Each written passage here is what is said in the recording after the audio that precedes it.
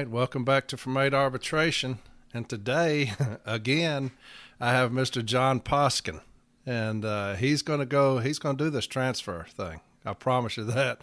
Last week he came on and took about an hour, did a fantastic job. I was listening to it. I was like, man, this is some good stuff right here.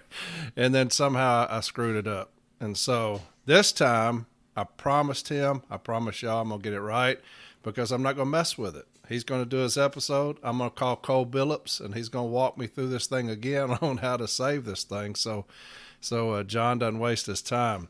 I appreciate this guy more than he knows.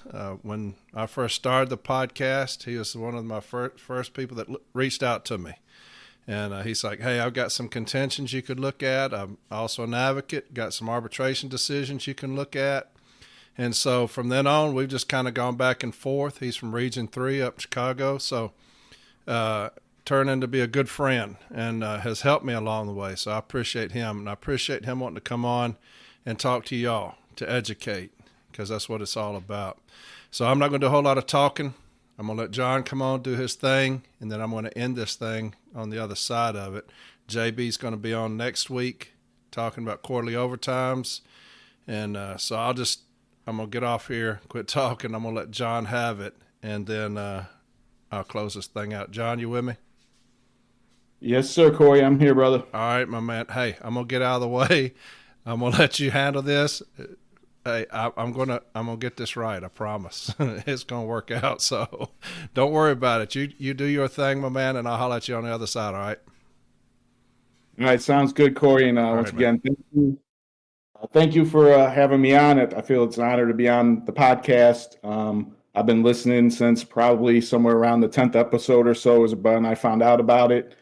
I've gone back and listened to them all. And really, there's just been a lot of good information on this podcast for members, for stewards, arbitration advocates, whatever you do with the union, branch officers. So I really think this is a great podcast, and I'm glad to be on it.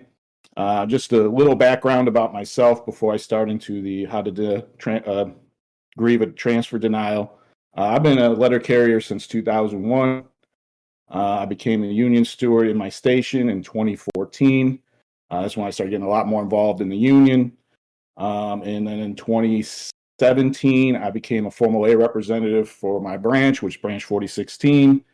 And then later that year, my business agent, who's been on here, Mike Cariff, asked me to go to the Step B training. I've been a backup DRT representative since 2017. And in 2018, I actually ran for trustee for my branch. I was a trustee for 3 years. In the interim there, in 2019, I went to the advocate training at National. I've been an arbitration advocate since the end of 2019. And this year, I actually stepped into a new role with my branch as the recording secretary for branch 4016. And I really just want to say, along the way, I've got to meet and work with a lot of great people in branch 4016, officers, stewards, members, in Region 3, from the Region 3 office to people I've met at different trainings nationally, and of course on social media. I really don't want to say too many names here because I'd feel bad if I left somebody out, but I do appreciate all the people I've worked with throughout the years and all the things I've learned through all these different people. And really just a quick thing, I am an admin for a Facebook group called Ask a Steward. I work with a great group of admins there, and it's another resource where if anybody has any questions about the contract or grievances or anything like that, go ahead, join the group on Facebook. Just make sure you answer the questions to get in there. If you don't answer them, you will not be allowed to join the group. And with that, I'll start on our topic for the day, which is, again, grieving a denial of a transfer request. And to start off here, sometimes if you're a steward or you may have a member bring a letter to you like this, and I'm just going to read this letter from one of the sample cases I'm using today. And this one, dated March 17, 2021, it stated, your request to reassign to the South Florida District has been reviewed by the selecting official. In accordance with the MOU regarding transfers, an employee must have an acceptable work, attendance, and safety record and meet the minimum qualifications for all positions which they request reassignment. The Postal Service reviews the records to determine if your record is suitable. Due to your unacceptable safety records, your request for reassignment for the following choice has been denied, and this was the Miami Beach Post Office installation, city carrier level 1. And when they kind of thank them for their desire to try to get that position after they tell them, we're not taking you. So the first things we got to look at is if a carrier brings this to you as a steward, is this something I can even grieve? If so, do I grieve it? Do they grieve it in Miami Beach? And then how do I meet my burden of proof if it is something to grieve? So start by reading a little bit out of page 1247 of the JCAM in Article 12. In Section 6, it's just, real simple here. It says 6A, installation heads will consider requests for transfers submitted by employees from other installations. Then in the box underneath there, it talks about transfers. The provisions of Article 12.6 must be read in conjunction with the Memorandum of Understanding on Transfers reprinted below. And we'll talk about that next. The denial of a transfer request is a grievable matter. When the denial of a transfer request is grieved, the disputed decision is by the postmaster of another installation. Nevertheless, any grievances concerning the denial of a transfer request must be filed with the aggrieved employee's immediate supervisor as required by Article 15.2. Arbitrators from one region have the authority to order postmasters in another region to accept a transfer request. So that right there, that language answers a few of our questions. Number one, it is a grievable matter because the notice itself didn't really say whether it could be grieved or not. Number two, it's grieved locally. And when it talks about an arbitrator from one region has the authority to order a postmaster in another region to accept the transfer, that also applies to any step of the grievance procedure. So, you file it locally, and that's how that works. Now we talk about the transfer memo a little bit.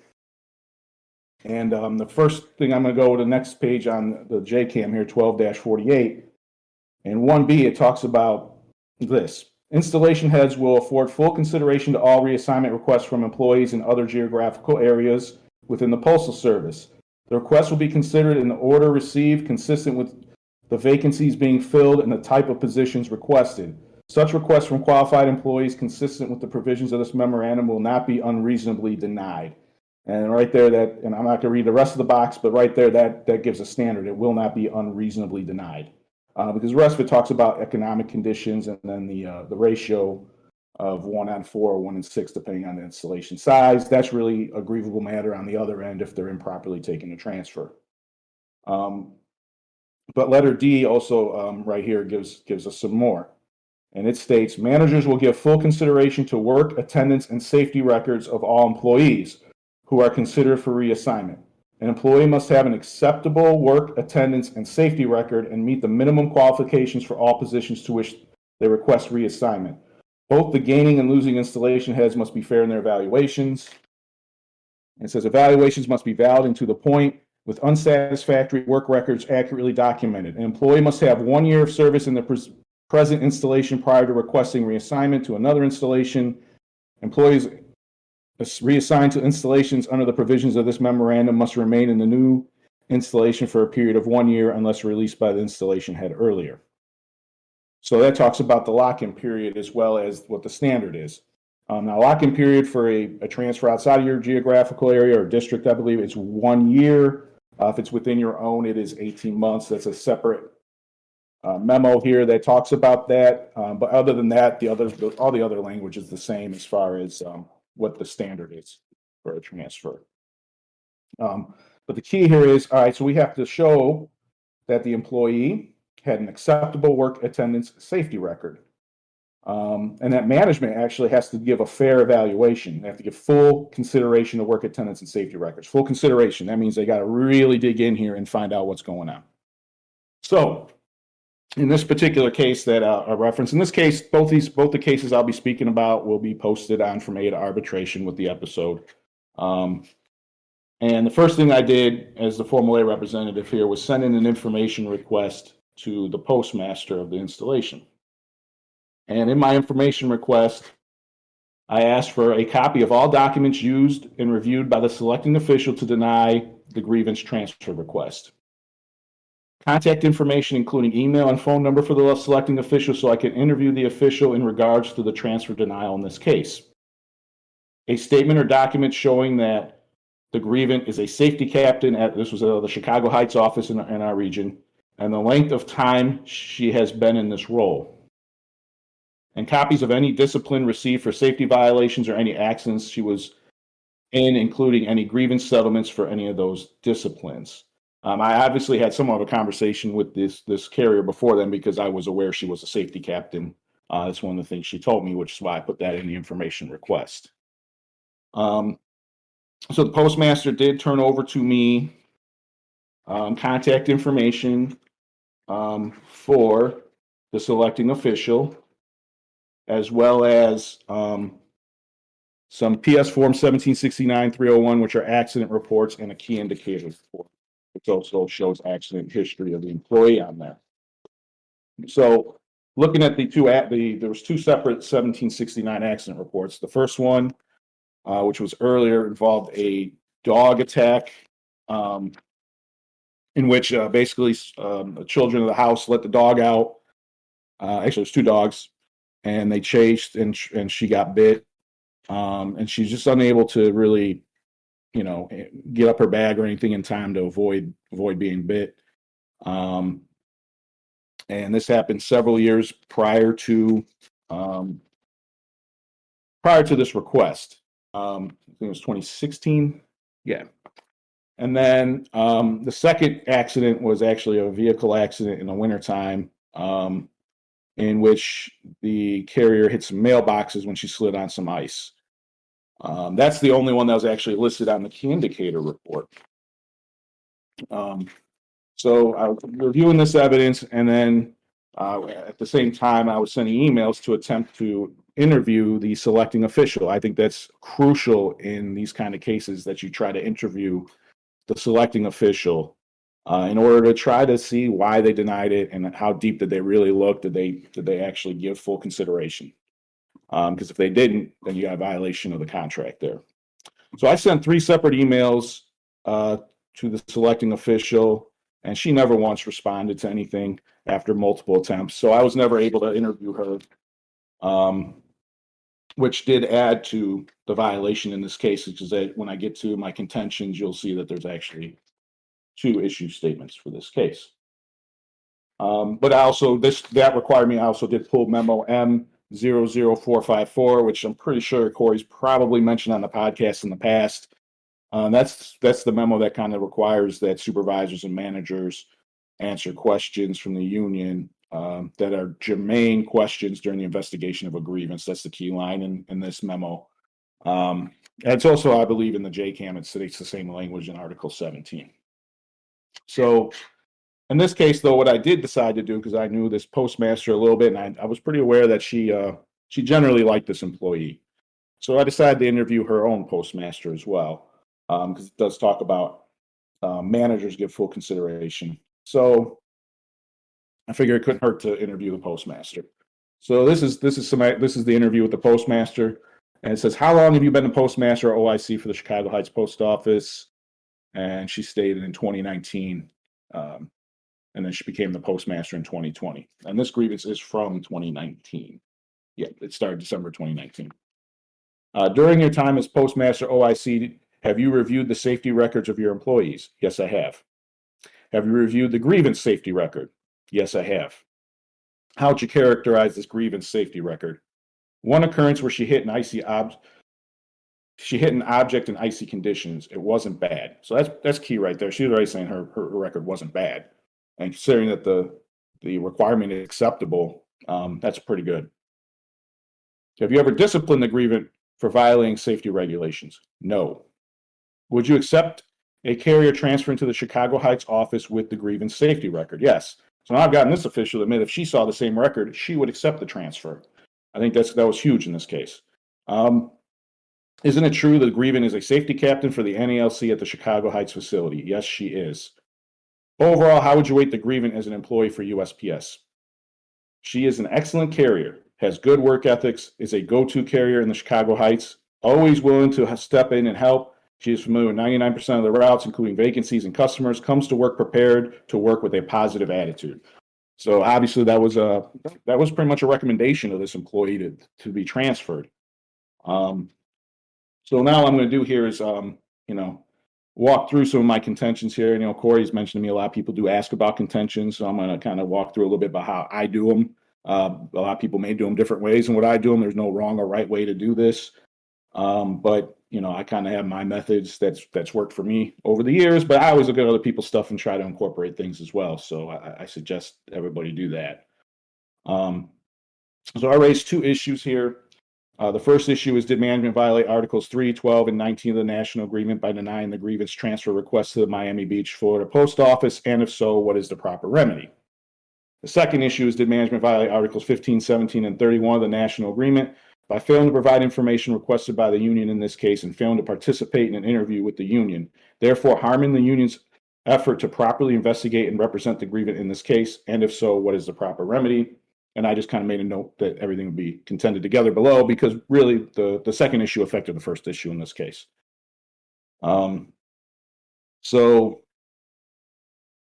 then if I turn to the next page here, and I just start into the contentions a little bit, because I already kind of gave you some of the background here, which is what's in the facts. Other than I put the selecting official has failed to explain why the grievance safety record was unacceptable. That was fact number 10. But the union contentions. The union contends that while management has the right to hire, promote, transfer, they have agreed to limit some of their authority and discretion in the matter. Management did this when they agreed to the language in Article 12.6 of the National Agreement, which states, and this is what I read earlier out of the JCAM there, where it says installation heads will consider requests for transfer submitted by employees from other installations. My next contention, and I like to put the contract language, intermingle it with my contention, so I could kind of, was the DRT team or an arbitrator, they're looking right at it right there, so they see how it ties with my contentions. That's how I like to do it. Some people like to list their contentions and their contract provisions completely separate, and there's nothing wrong with either approach.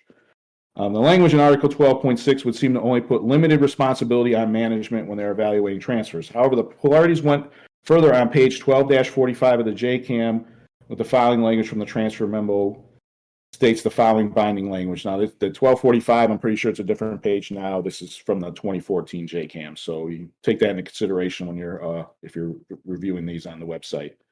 The provisions of Article 12.6 must be read in conjunction with the Memorandum of Understanding of Transfers reprinted below. And this is the stuff I read to you earlier. It just says that it's a grievable matter.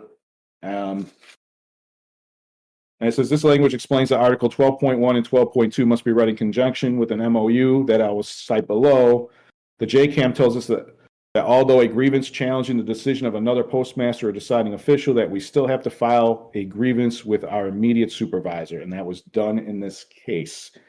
And then below I have the MOU language that I read earlier, stating that managers will give full consideration to work attendance and safety records of all employees who are considered for reassignment.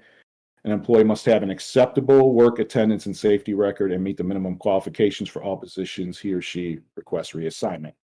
That says both the gaining and losing installation heads must be fair in their evaluations. So I already have an evaluation from the losing installation head that was very good for our employee, and the other person failed to participate. And it says evaluations must be valid and to the point, with unsatisfactory work records accurately documented. So the only documents that we received in this case was a 1769, which we don't even know for sure. That's what the other installation had reviewed, and that's something I will be covered in my contentions as well. So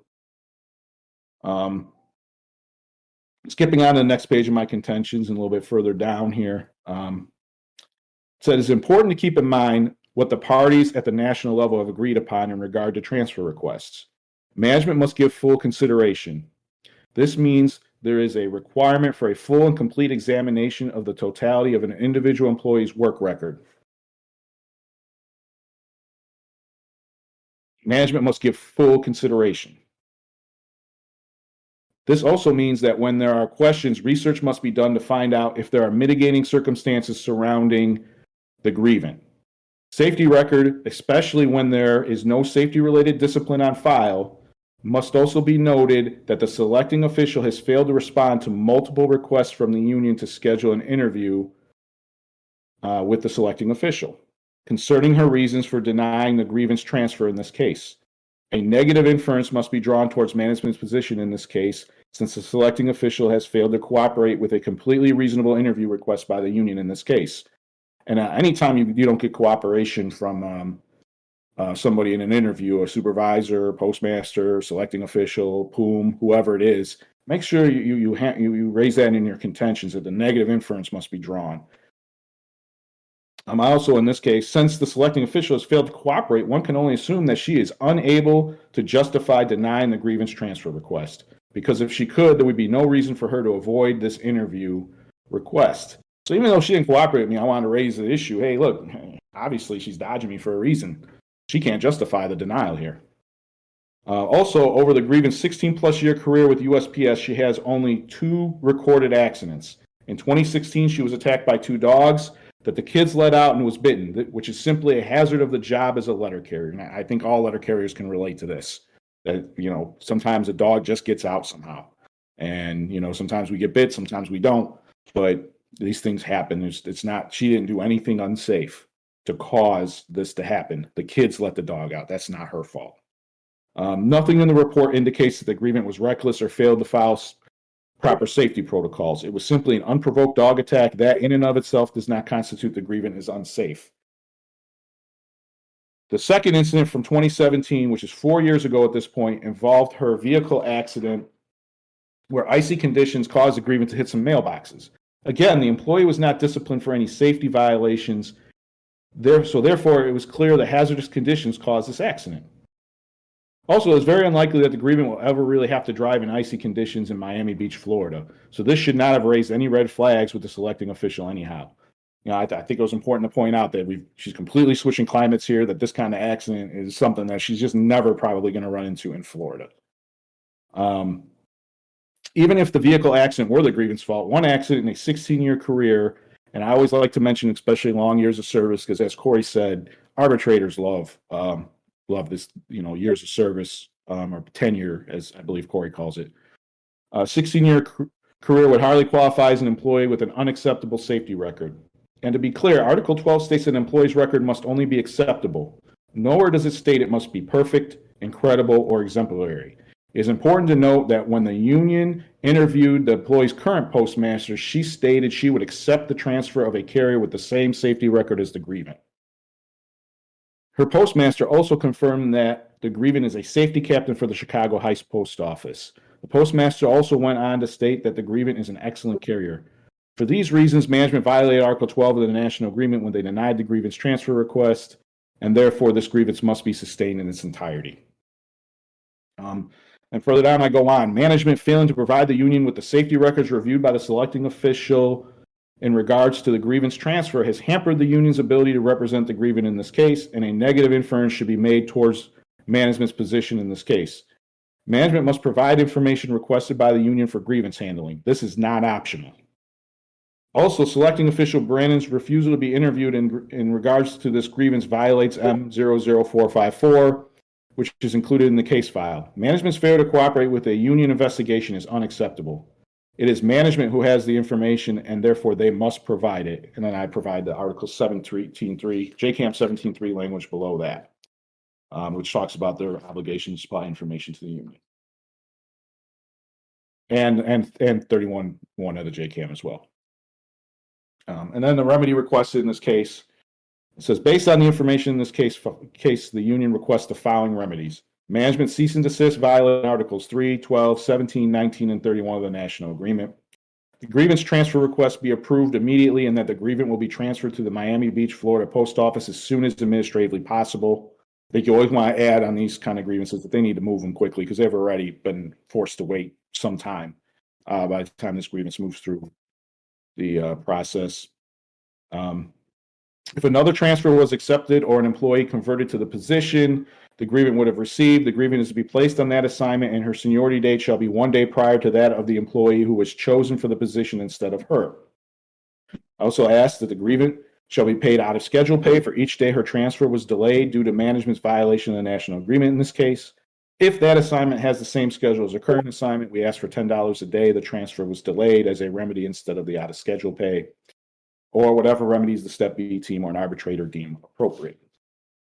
So in this particular case, the postmaster and I could not come to an agreement. So, and you're going to find that a lot in transfer cases because these postmasters are going to be very unwilling to tell another postmaster that they got to take an employee they've already said they wouldn't take, or another installation head if it's not a postmaster. But so this went to DRT, and we actually did get a decision here. This was decisioned in April 1st of 2020, and it stated, did management violate Articles 3, the same issue statement I already read. And it says the DRT has resolved this grievance. The grievance transfer shall be granted her voluntary transfer request to reassign as a full-time regular city carrier to this. Oh, this don't know. Yep.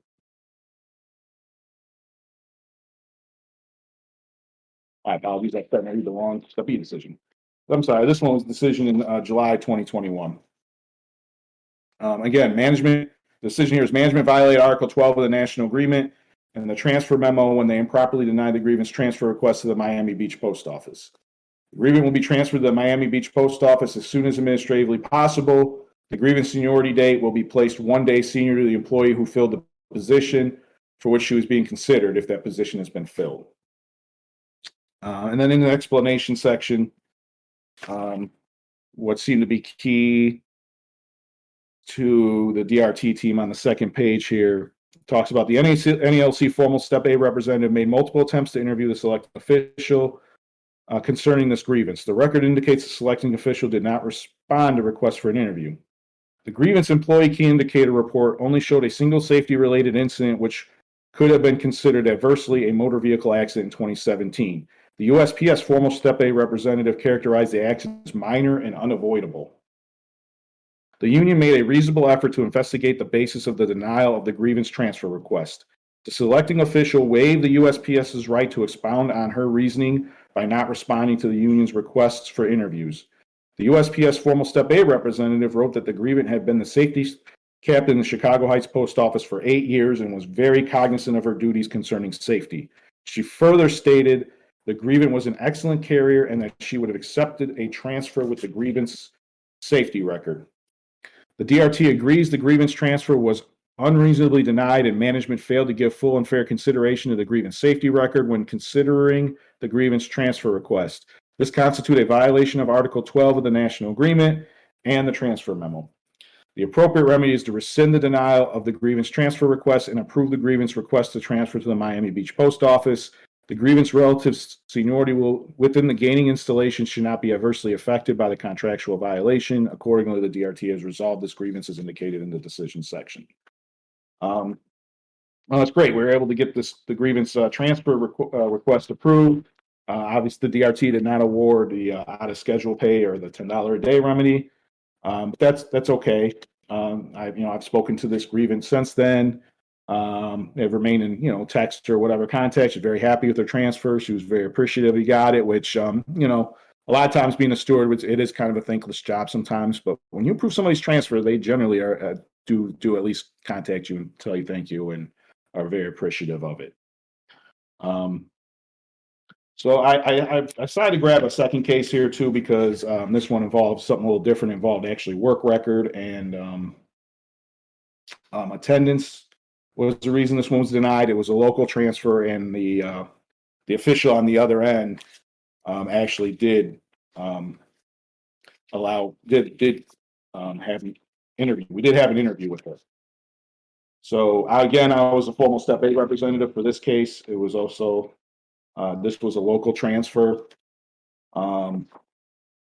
So I put in there was an information request here put in for the attendance, which turned out to be the 3972s and the key indicator report that was used. And then I also was able to interview the selecting official.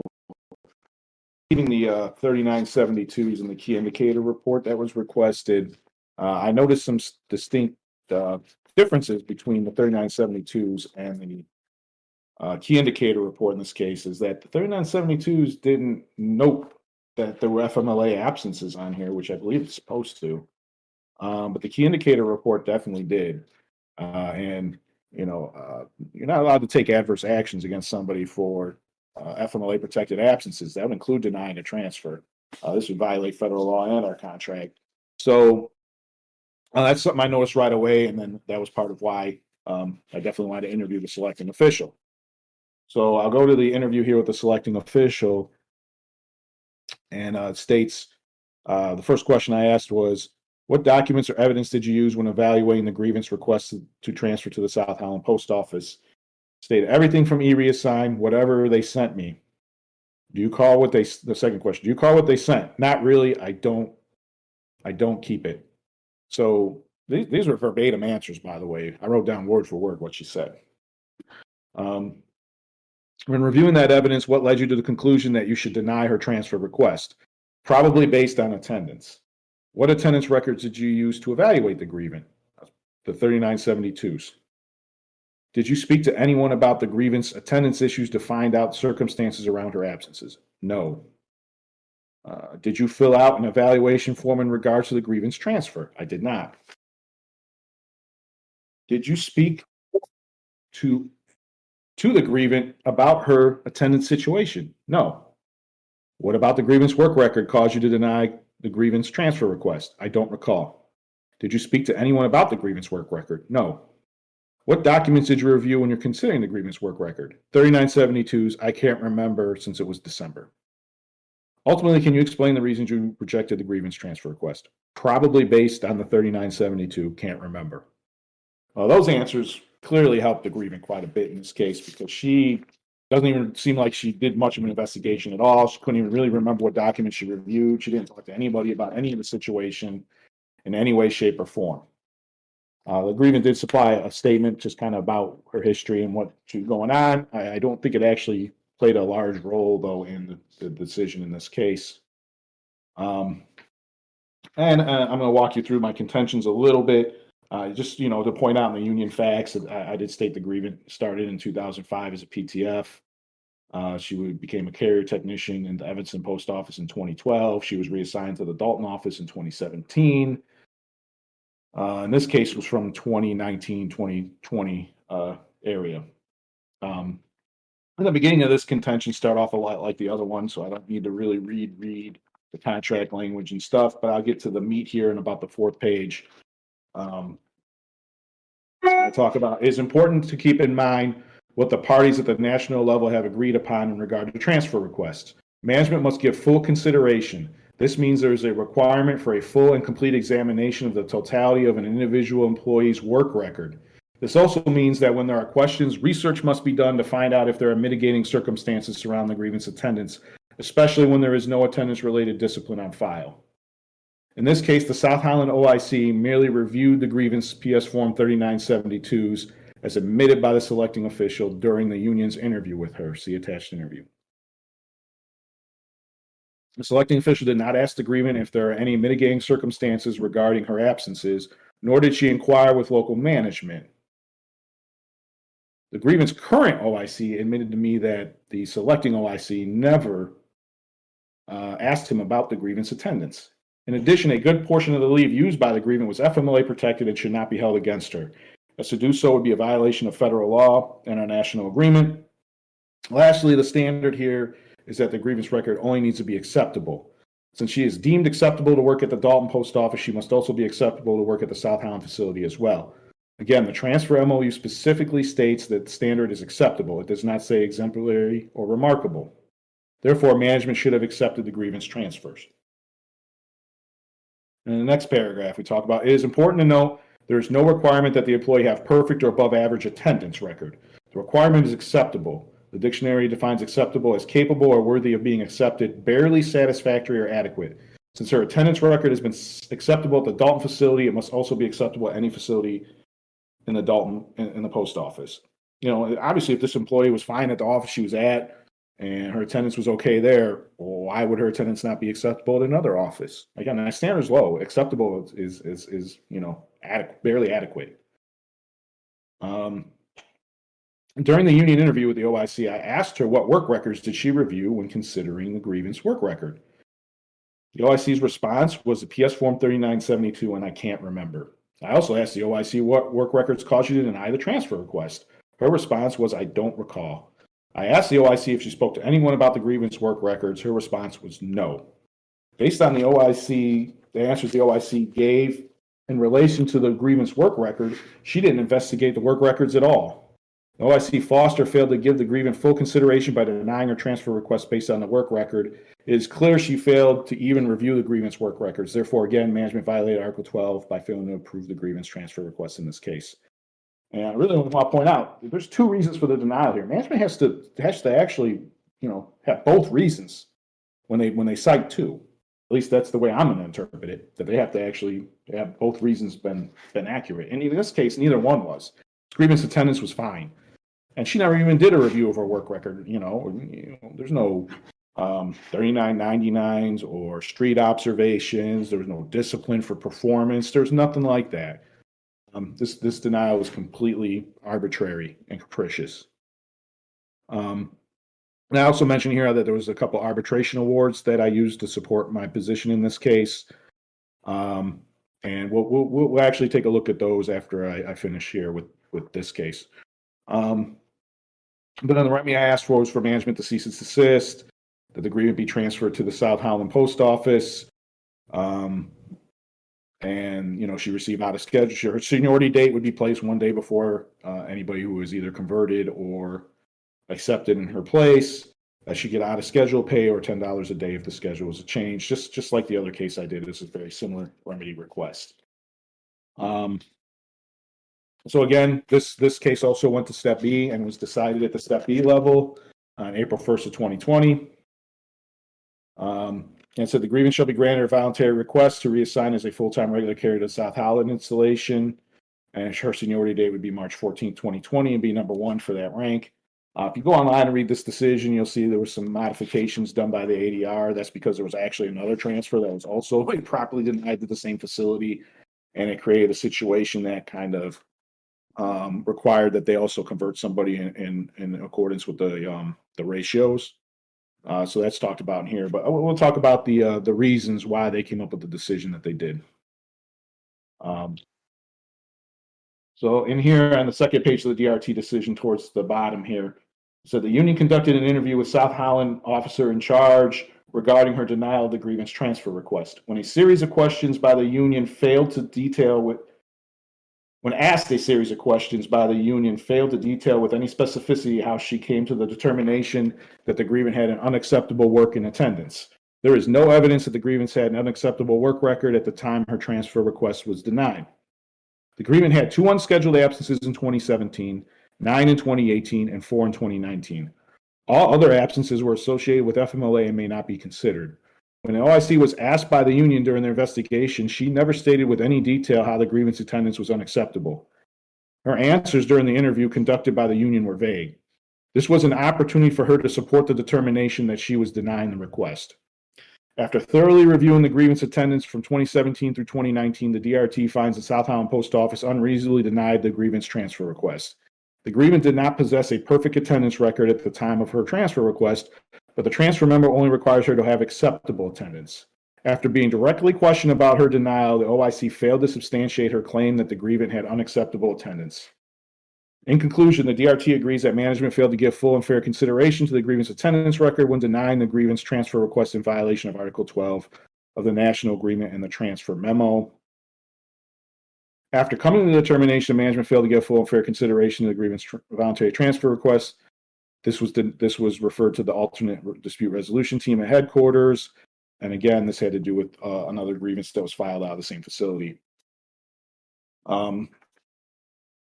So really, like I said, in the other case too, interviews and getting what evidence management used are really the two keys to these kind of cases. Most of the time you're going to find that when you talk, I've done other ones, I've done a share of these and I've had good fortune with them so far. And something I consistently find is maybe about half the time the selecting official actually cooperates with the interview. And when they actually do, they usually do not answer the basic questions like the ones I asked very well at all. You could tell that they've generally glanced at some paperwork, maybe like a 3972 or a key indicator report, but they generally have asked nobody anything. They never contact the grievant. They very rarely contact the postmaster of the station they're at. And that falls well short of their obligation in Article 12. I think a lot of our members may not even know that they could grieve these, because when they get the letter in the mail, it doesn't tell them that they have the right to file a grievance. So there's probably, they probably get away with those kind of denials because it's not aggrieved as often as maybe it could or should be. I mean, that is a little bit of I'm taking a guess there, but I also these are a couple cases that went to arbitration, so I'd like to talk about some arbitrators' thoughts on transfer denials. This first one I'm going to talk about was out of Putnam, Connecticut, and this was in front of arbitrator Jonathan Klein. And we'll go to a little bit of the meat of the decision here. In the opinion of the arbitrator here, the arbitrator opines, the arbitrator determines that the standard of acceptable work safety and attendance records must be objectively viewed based upon which is expected of a reasonable employee. In this context, acceptable means that an employee's performance as it relates to the aforementioned factors is satisfactory and otherwise meets the employer's reasonable and objective expectations. Therefore, management cannot require a standard which is higher than acceptable in evaluating an employee's request for reassignment. The arbitrator further finds that management's contractual obligation to give full consideration to transfer requests means that their decision must be based upon objective reasons and the request must not be unreasonably denied. And a few pages further into it, he also opines, in the instant case, there is no evidence that management attempted to obtain any additional information regarding the grievance absence record or the nature of his personal life problems referenced in the email sent by Supervisor Latino, both of which are related to one another. There is also no documentary evidence contained in the joint case file that management conducted an investigation or that even looked into the grievance on-duty accident to determine whether he was at fault. The grievant noted that he was not contacted by Las Vegas Post Office regarding this matter. There is no evidence that the installation head of the Las Vegas Post Office had any knowledge regarding the specific circumstances of the grievance accident. And as you can see, just by the arbitrator's opining here, again, the selecting official made no effort to talk to anybody. He goes on further. As noted above, the documentation contained in the joint file provides no information concerning the circumstances of the grievance accident. The arbitrator determined that management at the Las Vegas Post Office should have inquired into the nature of the grievance sole accident in order to afford him a fair evaluation as required by the Memorandum of Understanding on Transfers. In the event that such an inquiry had been conducted, management may have discovered that the grievant was not at fault for the accident and he did not miss any work as a result thereof. The full consideration of a transfer request, which is required of management under the Memorandum of Understanding on Transfers, involves a whole person approach and a fair evaluation based upon an employee's work, attendance, and safety records. It is clear that management failed to give full consideration to the grievance attendance and safety records in this case. As such, the arbitrator concludes that the grievance transfer request was unreasonably denied for the reason that management improperly determined that his attendance and safety records were unacceptable without first giving full consideration to those factors. So that's just one arbitrator's interpretation, but as you can see, they do expect that management make an effort to investigate and look into the situation, not just kind of look at a couple of forms real quick and make a determination without really looking into the thing. The second one that I cited here was from arbitrator August, who's one I personally cite a lot as an arbitration advocate. And this is out of San Diego, California. And she opines in part some of the following here. On page 12, it says, management averred that the evaluation process was utilized by the postmaster at Sun City through the decision analysis tool, and from his testimony, it was obvious that a review was completed. However, the review fell short of that required by a national agreement via the transfer memo. The memo requires that full consideration be given and provides for an examination of the totality of an employee's individual work record. This means when there are questions, research must be done to find out if there are any mitigating circumstances surrounding the accidents and absences in this case, especially when there is no corresponding discipline on file. So arbitrator August here specifically notes that when there's no discipline, they really need to look into it. The national agreement is clarified by the parties in the JCAM, goes on to state that any evaluations based on the application of arbitrary standards such as defined minimum sick leave balance do not meet this standard. An arbitrary standard applied to a transfer request such as the Sun City Postmaster's arbitrary standard of zero sick leave usage being the only satisfactory standard, clearly would not meet the standards set by the parties in the memo. She goes on page 14 to opine the following. In the instant case, the postmaster at Sun City denied the grievance request based on the presence of accidents and unscheduled absences. There was no indication that there was any further investigation in the employee's work record, which was a requirement of the transfer memo based on the totality of an employee's individual work record. A closer look at the grievance record would have provided mitigating circumstances for the absences and a clearer look at the documented accidents. Additionally, the transfer memo, while purposely not providing definitive standards, did not provide that any arbitrary standards such as 0 sick leave usage set by the postmaster in this case would not meet the standards required by the memo. So yeah, in this particular case, the selecting official created some kind of arbitrary standard, and she also opined that that's just unacceptable as well. Again, Article 12 says what it says, and that's the standard that management has to live up to in this kind of cases. So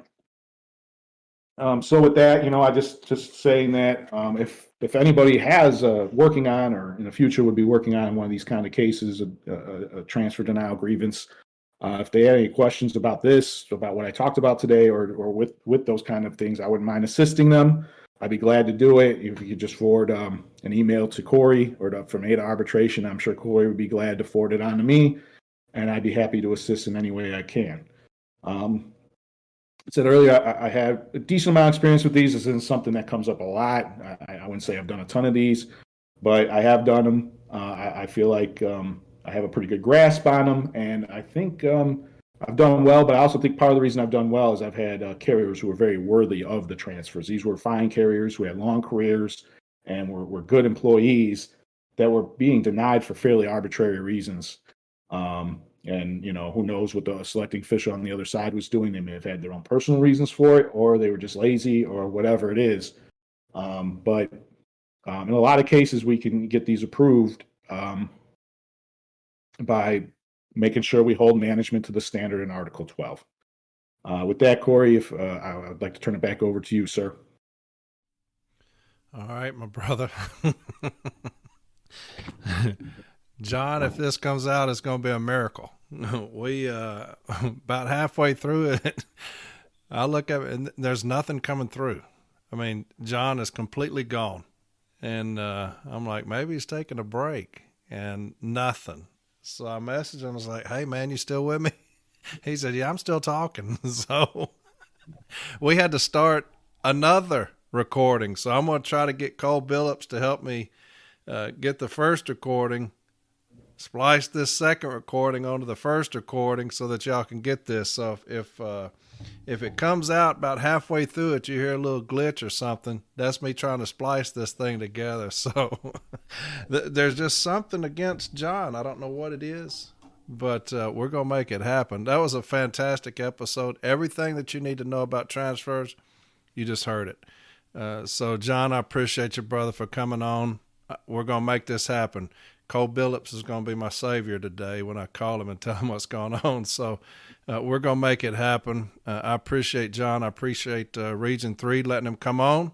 There are some regions that forbid their members from coming on here and educating y'all, which is absolutely asinine to me. But they forbid their members from coming on here to educate, and they have told me so. So I don't understand it, but hey, it is what it is. Next week, we'll have JB. He's going to be talking about quarterly overtimes. That'll be a great one. Like I've stated before, these are my two most requested, transfers and quarterly overtime. So a very good episode right there from John. Fantastic job. That's everything that I wanted. And so there you have it. So all those that have reached out about transfers, there's your episode right there. And so y'all have a fantastic rest of the week. It's busy on us now. We're working late. John's going to be delivering mail tomorrow. I appreciate him coming on 2 weeks in a row to do this transfer episode. But it's getting late for us out there. Y'all be safe. Take care of yourselves. And I will talk to y'all next week with JB. All right?